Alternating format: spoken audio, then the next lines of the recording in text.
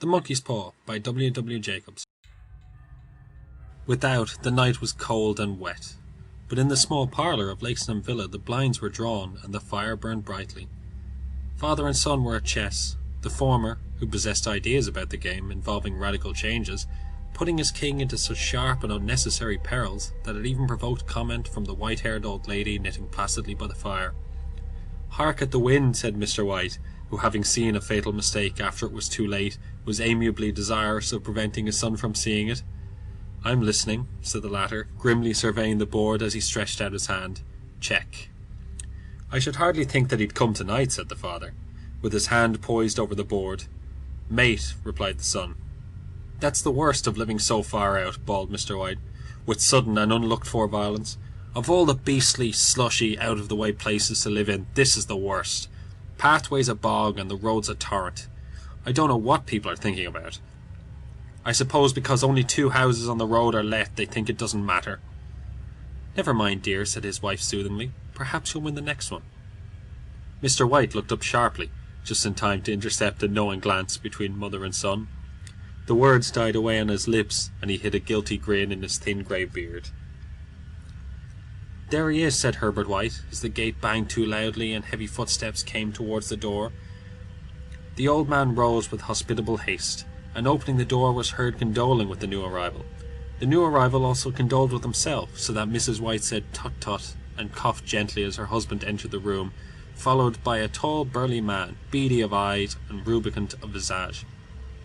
"Sergeant Major Morris," he said, introducing him. The sergeant major shook hands, and taking the proffered seat by the fire, watched contentedly while his host got out whisky and tumblers and stood a small copper kettle on the fire.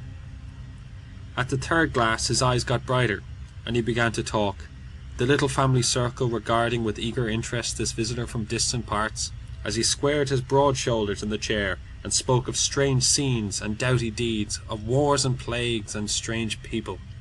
21 years of it," said Mr. White, nodding at his wife and son. "When he went away he was a slip of a youth in the warehouse. Now look at him." "He don't look to have taken much harm," said Mrs. White politely. "I'd like to go to India myself," said the old man, "just to look round a bit, you know." "Better where you are," said the sergeant major, shaking his head. He put down the empty glass and, sighing softly, shook it again. "I should like to see those old temples and fakirs and jugglers," said the old man. "What was that you started telling me the other day, about a monkey's paw or something, Morris?" "Nothing," said the soldier hastily. "Leastways, nothing worth hearing." "Monkey's paw?" said Mrs. White curiously. "Well, it's just a bit of what you might call magic, perhaps," said the sergeant major offhandedly. His 3 listeners leaned forward eagerly. The visitor absent-mindedly put his empty glass to his lips and then set it down again. His host filled it for him. "To look at," said the sergeant major, fumbling in his pocket, "it's just an ordinary little paw, dried to a mummy." He took something out of his pocket and proffered it. Mrs. White drew back with a grimace, but her son, taking it, examined it curiously. "And what is there special about it?" inquired Mr. White, as he took it from his son, and having examined it, placed it upon the table. "It had a spell put on it by an old fakir," said the sergeant major. "A very holy man. He wanted to show that fate ruled people's lives, and that those who interfered with it did so to their sorrow. He put a spell on it so that 3 separate men could each have 3 wishes from it." His manner was so impressive that his hearers were conscious that their light laughter jarred somewhat. "Well, why don't you have 3, sir?" said Herbert White cleverly. The soldier regarded him in the way that Middle Ages want to regard presumptuous youth. "I have," he said quietly, and his blotchy face whitened. "And did you really have the 3 wishes granted?" asked Mrs. White. "I did," said the sergeant major, and his glass tapped against his strong teeth. "And has anybody else wished?" inquired the old lady. "The first man had his 3 wishes, yes," was the reply. "I don't know what the first 2 were, but the third was for death. That's how I got the paw." His tones were so grave that a hush fell upon the group. "If you've had your 3 wishes, it's no good to you now then, Morris," said the old man at last. "What do you keep it for?" The soldier shook his head. "Fancy, I suppose," he said slowly. "I did have some idea of selling it, but I don't think I will. It has caused enough mischief already. Besides, people won't buy. They think it's a fairy tale, some of them, and those who do think anything of it want to try it first and pay me afterwards." "If you could have another 3 wishes," said the old man, eyeing him keenly, "would you have them?" "I don't know," said the other. "I don't know." He took the paw, and dangling it between his front finger and thumb, suddenly threw it upon the fire. White, with a slight cry, stooped down and snatched it off. "Better let it burn," said the soldier solemnly. "If you don't want it, Morris," said the old man, "give it to me." "I won't," said his friend doggedly. "I threw it on the fire. If you keep it, don't blame me for what happens. Pitch it on the fire again like a sensible man." The other shook his head and examined his new possession closely. "How do you do it?" he inquired.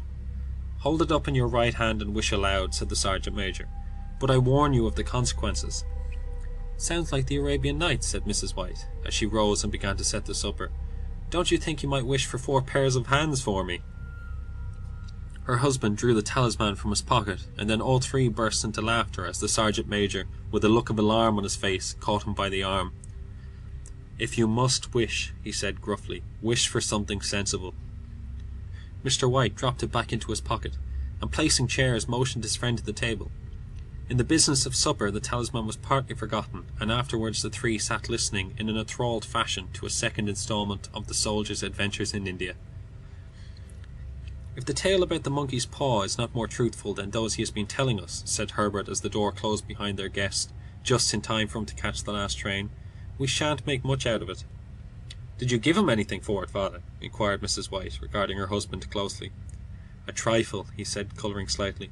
"He didn't want it, but I made him take it, and he pressed me again to throw it away." "Likely," said Herbert with pretended horror. "Why, we're going to be rich, and famous, and happy.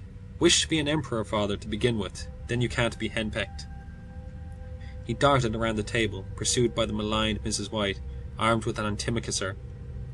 Mr. White took the paw from his pocket and eyed it dubiously. "I don't know what to wish for, and that's a fact," he said slowly. "It seems to me I've got all I want." "If you only cleared the house you'd be quite happy, wouldn't you?" said Herbert, with his hands on his shoulder. "Well, wish for £200 then. That'll just do it." His father, smiling shamefacedly at his own credulity, held up the talisman as his son, with a solemn face, somewhat marred by a wink at his mother, sat down at the piano and struck a few impressive chords. "I wish for £200, said the old man distinctly. A fine crash from the piano greeted the words, interrupted by a shuddering cry from the old man. His wife and son ran towards him. "It moved," he cried, with a glance of disgust at the object as it lay on the floor. "As I wished, it twisted in my hand like a snake." "Well, I don't see the money," said his son, as he picked it up and placed it on the table, "and I bet I never shall." "It must have been your fancy, father," said his wife, regarding him anxiously. He shook his head. "Never mind, though, there's no harm done, but it gave me a shock all the same." They sat down by the fire again, while the 2 men finished their pipes. Outside the wind was higher than ever, and the old man started nervously at the sound of a door banging upstairs. A silence unusual and depressing settled upon all 3, which lasted until the old couple rose to retire for the night. "I expect you'll find the cash tied up in a big bag in the middle of your bed," said Herbert, as he bade them good night, "and something horrible squatting up on top of the wardrobe watching you as you pocket your ill-gotten gains." In the brightness of the wintry sun next morning, as it streamed over the breakfast table, Herbert laughed at his fears. There was an air of prosaic wholesomeness about the room, which it had lacked on the previous night, and the dirty, shriveled little paw was pitched on the sideboard with a carelessness which betokened no great belief in its virtues. "I suppose all old soldiers are the same," said Mrs. White. "The idea of our listening to such nonsense! How could wishes be granted in these days? And if they could, how could £200 hurt you, father?" "Might drop on his head from the sky," said the frivolous Herbert. "Mara said that things happened so naturally," said his father, "that you might, if you so wished, attribute it to coincidence." "Well, don't break into the money before I come back," said Herbert, as he rose from the table. "I'm afraid it'll turn you into a mean, avaricious man, and we shall have to disown you." His mother laughed, and following him to the door watched him down the road, and returning to the breakfast table was very happy at the expense of her husband's credulity. All of which did not prevent her from scurrying to the door at the postman's knock, nor prevent her from referring somewhat shortly to retired sergeant majors of bibulous habits, when she found that the post brought a tailor's bill. "Herbert will have some more of his funny remarks, I expect, when he comes home," she said as they sat at dinner. "I dare say," said Mr. White, pouring himself out some beer, "but for all that the thing moved in my hand, that I'll swear to." You thought it did, said the old lady soothingly. I say it did, replied the other. There was no thought about it. I had just... What's the matter? His wife made no reply. She was watching the mysterious movements of a man outside, who, peering in an undecided fashion at the house, appeared to be trying to make up his mind to enter. In mental connection with the £200, she noticed that the stranger was well dressed, and wore a silk hat of glossy newness. 3 times he paused at the gate, and then walked on again. The 4th time he stood with his hand upon it, and then with sudden resolution flung it open and walked up the path. Mrs. White, at the same moment, placed her hands behind her, and hurriedly unfastening the strings of her apron, put that useful article of apparel beneath the cushion of her chair. She brought the stranger, who seemed ill at ease, into the room. He gazed furtively at Mrs. White, and listened in a preoccupied fashion as the old lady apologized for the appearance of the room, and her husband's coat, a garment which he usually reserved for the garden. She then waited as patiently as her sex would permit for him to broach his business, but he was at first strangely silent. I was called to ask, he said at last, and stooped and picked a piece of cotton from his trousers. I come from Ma and Megan's. The old lady started.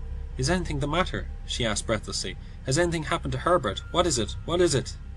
Her husband interposed. There, mother, he said hastily. Sit down and don't jump to conclusions. You've not brought bad news, I'm sure, sir. And he eyed the other wistfully. I'm sorry, begged the visitor. Is he hurt? Demanded the mother. The visitor bowed in assent. Badly hurt, he said quietly, but he is not in any pain. Oh, thank God, said the old woman, clasping her hands. Thank God for that. She broke off suddenly as the sinister meaning of the assurance dawned upon her, and she saw the awful confirmation of her fears in the other's averted face. She caught her breath, and turning to her slower-witted husband, laid her trembling old hand upon his. There was a long silence. He was caught in the machinery, said the visitor at length, in a low voice. Caught in the machinery, repeated Mr. White, in a dazed fashion. Yes. He sat staring blankly out at the window, and taking his wife's hand between his own, pressed it as he had been wont to do in their old courting days nearly 40 years before. He was the only one left to us, he said, turning gently to the visitor. It is hard. The other coughed, and rising, walked slowly to the window. The firm wished me to convey their sincere sympathy with you in your great loss, he said, without looking around. I beg that you will understand I am only their servant, and merely obeying orders. There was no reply. The old woman's face was white, her eyes staring, and her breath inaudible. On the husband's face was a look such as his friend the sergeant might have carried into his first action. I was to say that Ma and Meggins disclaim all responsibility, continued the other. They admit no liability at all, but in consideration of your son's services they wish to present you with a certain sum as compensation. Mr. White dropped his wife's hand, and rising to his feet gazed with a look of horror at his visitor. His dry lips shaped the word, How much? £200 was the answer. Unconscious of his wife's shriek, the old man smiled faintly, put out his hands like a sightless man, and dropped, a senseless heap, to the floor. In the huge new cemetery, some 2 miles distant, the old people buried their dead, and came back to a house steeped in shadow and silence. It was all over so quickly that at first they could hardly realize it, and remained in a state of expectation, as though of something else to happen, something else which was to lighten this load, too heavy for old hearts to bear. But the days passed, and expectation gave place to resignation, the hopeless resignation of the old, sometimes miscalled apathy.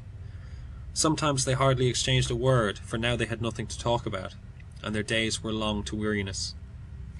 It was about a week after that the old man, waking suddenly in the night, stretched out his hand and found himself alone. The room was in darkness, and the sound of subdued weeping came from the window. He raised himself in bed and listened. Come back, he said tenderly. You will be cold. It is colder for my son, said the old woman, and wept afresh. The sound of her sobs died away on his ears. The bed was warm and his eyes heavy with sleep. He dozed fitfully, and then slept until a sudden cry from his wife awoke him with a start. The monkey's paw, she cried wildly. The monkey's paw. He started up in alarm. Where? Where is it? What's the matter? She came stumbling across the room towards him. I want it, she said quietly. You've not destroyed it. It's in the parlour on the bracket, he replied, marvelling. Why? She cried and laughed together, and bending over kissed his cheek. I only just thought of it, she said hysterically. Why didn't I think of it before? Why didn't you think of it? Think of what? He questioned. "The other 2 wishes," she replied rapidly. "We've only had one." "Was that not enough?" he demanded fiercely. "No," she cried triumphantly. "We'll have one more. Go down and get it quickly, and wish our boy alive again." The man sat up in bed and flung the bedclothes from his quaking limbs. "Good God, you are mad!" he cried aghast. "Get it," she panted. "Get it quickly and wish. Oh, my boy, my boy!" Her husband struck a match and lit the candle. "Get back to bed," he said unsteadily. "You don't know what you're saying." "We had the first wish granted," said the old woman feverishly. "Why not the second?" "A coincidence," stammered the old man. "Go and get it and wish," cried the old woman, and dragged him towards the door. He went down in the darkness and felt his way to the parlour and then to the mantelpiece. The talisman was in its place, and a horrible fear that the unspoken wish might bring his mutilated son before him ere he could escape from the room seized upon him, and he caught his breath as he found that he had lost the direction of the door. His brow cold with sweat, he felt his way around the table and groped along the wall until he found himself in the small passage with the unwholesome thing in his hand. Even his wife's face seemed changed as he entered the room. It was white and expectant, and to his fears seemed to have an unnatural look upon it. He was afraid of her. "Wish," she cried in a strong voice. "It is foolish and wicked," he faltered. "Wish," repeated his wife. He raised his hand. "I wish my son alive again." The talisman fell to the floor, and he regarded it shudderingly. Then he sank trembling into a chair as the old woman with burning eyes walked to the window and raised the blind. He sat until he was chilled with the cold, glancing occasionally at the figure of the old woman peering through the window. The candle end, which had burned below the rim of the china candlestick, was throwing pulsating shadows on the ceilings and walls, until, with a flicker larger than the rest, it expired. The old man, with an unspeakable sense of relief at the failure of the talisman, crept back to his bed, and a minute or two afterwards the old woman came silently and apathetically beside him. Neither spoke, but both lay silently listening to the ticking of the clock. A stair creaked, and a squeaky mouse scurried noisily through the wall. The darkness was oppressive, and after lying for some time, screwing up his courage, the husband took the box of matches, and striking one, went downstairs for a candle. At the foot of the stairs the match went out, and he paused to strike another, and at the same moment a knock so quiet and stealthy as to be scarcely audible sounded on the front door. The matches fell from his hand. He stood motionless, his breath suspended until the knock was repeated. Then he turned and fled swiftly back to his room and closed the door behind him. A third knock sounded through the house. "What's that?" cried the old woman, starting up. "A rat," said the old man in shaking tones. "A rat. It passed me on the stairs." His wife sat up in bed listening. A loud knock resounded through the house. "It's Herbert!" she screamed. "It's Herbert!" She ran to the door, but her husband was before her, and catching her by the arm held her tightly. "What are you going to do?" he whispered hoarsely. "It's my boy! It's Herbert!" she cried, struggling mechanically. "I forgot it was 2 miles away. What are you holding me for? Let go! I must open the door." "For God's sake, don't let it in!" cried the old man, trembling. "You're afraid of your own son!" she cried, struggling. "Let me go! I'm coming, Herbert! I'm coming!" There was another knock, and another. The old woman with a sudden wrench broke free and ran from the room. Her husband followed to the landing and called after her appealingly as she hurried downstairs. He heard the chain rattle back and the bottom bolt drawn slowly and stiffly from the socket. Then the old woman's voice, strained and panting. "The bolt!" she cried loudly. "Come down! I can't reach it!" But her husband was on his hands and knees, groping wildly on the floor in search of the paw.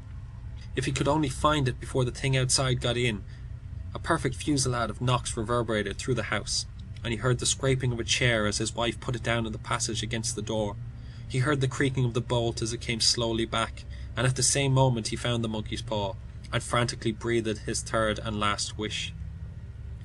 The knocking ceased suddenly, although the echoes of it were still in the house. He heard the chair drawn back and the door opened. A cold wind rushed up the staircase, and a long, loud wail of disappointment and misery from his wife gave him courage to run down to her side, and then to the gate beyond. The street lamp, flickering opposite, shone on a quiet and deserted road. End of The Monkey's Paw by W. W. Jacobs.